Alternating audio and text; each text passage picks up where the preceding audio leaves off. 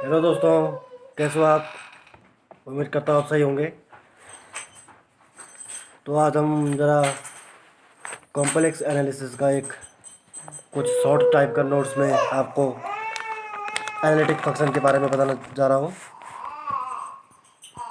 जो कि point of view से भी बहुत इम्पोर्टेंट है और यूनिवर्सिटी के एग्जाम में वहाँ से उस चैप्टर से क्वेश्चन पूछ जाते हैं। ठीक है, मैं यहाँ पर हल्का सा आपको बताऊँगा कि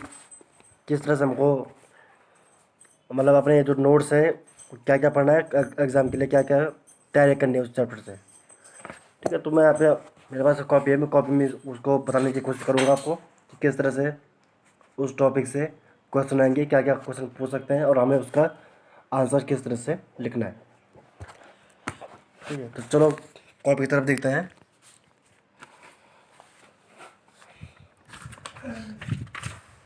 जैसा आप देख सकते हैं मैंने लिखा है यहाँ पर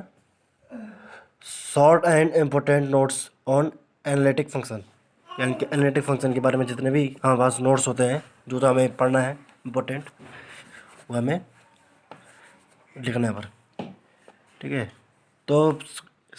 अगर हमको एनालिटिक फंक्शन के बारे में पढ़ा तो हमें सबसे पहले चीज़ जाननी चाहिए कि उस बारे में फंक्शन की कंटिन्यूटी क्या होती है। हमें पता है कि अगर हमारे पास कोई जेड वेरिएबल है तो जेड के जो फंक्शन होता है उसे हम बोलते हैं कॉम्प्लेक्स वैल्यूड फंक्शन। ठीक है, तो इसके बारे में मैंने ये नोट्स लिखा है।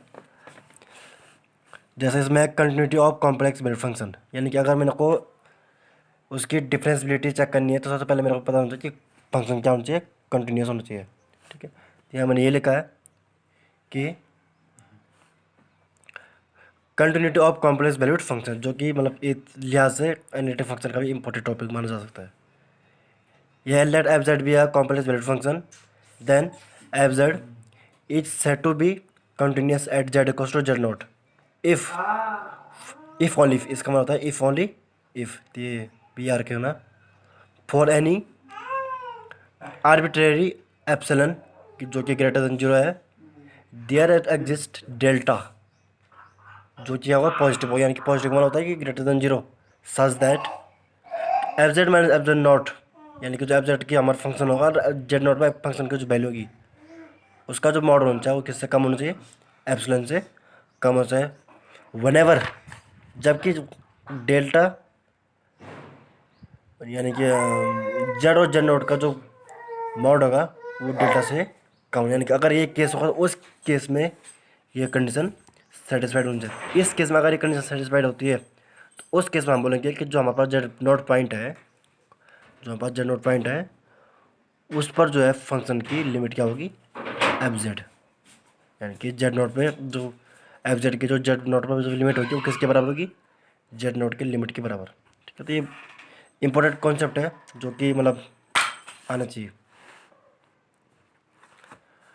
तब आता है हमारा टॉपिक डिफरेंशियबिलिटी। ठीक है, अभी हम एनालिटिक फंक्शन बनाए हैं क्योंकि अगर हमें एनालिटिक फंक्शन के बारे में पढ़ना है तो सबसे पहले हमें कंटिन्यूटी देनी पड़ेगी। अब आते हैं उसके बाद, अब अगर हमारा कंसेप्ट क्लियर हो गया होगा कंटिन्यूटी पे, कंटिन्यूटी फंक्शन क्या होता है, फंक्शन की कंटिन्यूटी क्या होती है, अब हम बात करेंगे डिफरेंशियबिलिटी। याद रखना जो कंटिन्यूटी होती है और डिफरेंशियबिलिटी होती है वो किसी किसी मतलब एक जो है किसी भी पॉइंट में देखी जाती है। यानी कि अगर हमें ये कहा गया है कि हमें उसकी कंटिन्यूटी दिखानी तो हमें एक पर्टिकुलर पॉइंट दिया जाता है कि इस पॉइंट पर आपको फंक्शन की कंटिन्यूटी बतानी है, डिफरेंशियबिलिटी दिखानी कि ये मतलब ये एक ऐसे मतलब ऐसे जो चीज़ें हैं कंटिन्यूटी डिफरेंशियबिलिटी जो कि हम किसी पॉइंट पर इन चीज़ों को डिफाइन करते हैं, यानी कि किसी भी फंक्शन की जो कंटिन्यूटी और डिफरेंशियबिलिटी होती है वो किसी पॉइंट पर डिफाइन की जाती है। अब मैं डिफरेंशियबिलिटी के बारे में, ये भी इंपॉर्टेंट टॉपिक है, इसके बारे में बताना चाहूँगा। Differentiability of complex valued function, यानी कि कॉम्प्लेक्स वैल्यूड फंक्शन की डिफरेंशियबिलिटी क्या होती है। A function f z is said to be differentiable at z note, यानी कि मेरे पास जो पॉइंट है वो जेड नोट है। मैंने कहा था कि डिफरेंशियबिलिटी और कंटिन्यूटी किसी पॉइंट पर डिफाइन की जाती है। मेरे पास जो पॉइंट है वो जेड नोट है, यानी कि अगर मेरे को जेड नोट पर डिफाइन करना है कि फंक्शन जो हमारे पास कॉम्प्लेक्स वैल्यूड फंक्शन है उसकी डिफरेंशियबिलिटी क्या होगी, यानी कि वहाँ पर डिफरेंशिएबल होगा कि नहीं होगा। तो जेड नोट में मेरे को चेक करना अगर at if if only if, इसका मतलब होता है हमें पता है इसका मीनिंग होता है इफ़ ओनली इफ़। ठीक है,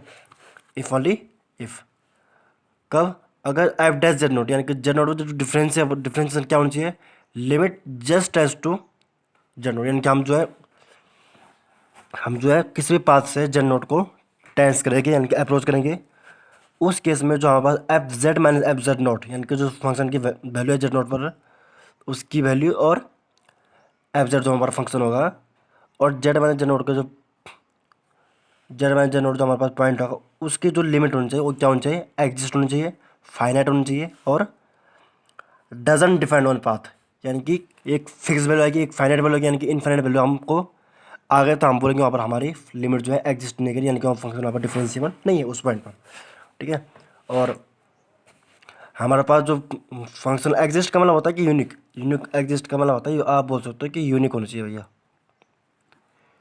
यानी कि जो लिमिट आएगी वो कैसे होनी चाहिए, यूनिक, और फाइनाइट होनी चाहिए, doesn't depend upon the path, यानी कि पाथ पर डिपेंड, यानी कि अगर मैं किसी पाथ को चूज करूँ तो हर जगह से मेरी जो है लिमिट क्या होनी चाहिए, यूनिक होनी चाहिए। उसका मतलब ही एग्जिस्ट होता है कि लिमिट का एग्जिस्ट करने का मतलब होता है कि आप कोई भी पाथ अप्रोच कर लो, अगर किसी पॉइंट को आपने अप्रोच करना है तो उस पॉइंट को अप्रोच करने के बाद कोई भी पाथ आप ले सकते हो। अगर आप कोई पाथ लो, क्योंकि हमें पता है कि किसी पॉइंट का अप्रोच करने के वहाँ पर इनफाइनाइट पाथ होता है। खास करके अगर हम कॉम्प्लेक्स एनालिसिस की बात करें तो कॉम्प्लेक्स वैल्यूड फंक्शन में हमारे पास जो हमारे पास कॉम्प्लेक्स नंबर होता है वो किसी प्लेन में होता है, और उस प्लेन में हमारे पास इनफाइनाइट वे होते हैं कि हम उस किसी भी पर्टिकुलर पॉइंट को अप्रोच करें। यहाँ पर हमारे पास पर्टिकुलर पॉइंट क्या है, जेड नोट। ठीक है, तो ये हमें ध्यान देना है। ठीक, अगर ये एग्जिस्ट हो जाएगी, फाइनाइट फाइनाइट वैल्यू देगा और पाथ पर डिपेंड नहीं होगा, उस केस में हम बोलेंगे कि फंक्शन यहाँ पर क्या है, इस पॉइंट पर जो है जेड नोट पर फंक्शन क्या है, डिफरेंशिएबल है। ठीक है। अच्छा, इसका आगे मैंने थोड़ा ये लिखा है कि furthermore a function f that is said to be continuous at differentiable in a domain D. और अगर हमने कहा जब हमारे पास कंटिन्यूटी जो हमारी होती है किसी फंक्शन में, किसी फंक्शन की जो कंटिन्यूटी होती है वो हमारे पास किसी पॉइंट से हम उस चीज़ को डिफाइन करते हैं, यानी कि किसी पॉइंट पर हम चेक करते हैं। पर अगर हमें ऐसा कहा गया कि भाई फंक्शन जो है किसी डोमेन में लगा, तो पूरा जो जहाँ से हम जेड की वैल्यू को पिकअप कर रहे हैं, जिस प्लेन से हम जेड की वैल्यू ले रहे हैं, उस केस में अगर हर एक पॉइंट पर फंक्शन, उसके हर एक प्लेन के हर एक पॉइंट पर फंक्शन डिफरेंशिएबल, तो हम डायरेक्ट बोलते हैं कि फंक्शन जो है उस रेंज में या उस प्लेन में, यानी कि उस डोमेन में क्या है, कंटिन्यूस है या डिफरेंशिएबल। यानी कि अगर किसी पॉइंट ना होकर के हम बोल रहे हैं कि किसी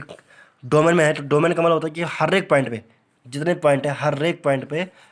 फंक्शन क्या है, कंटिन्यूस और डिफरेंशिएबल, यानी कि function is continuous and differentiable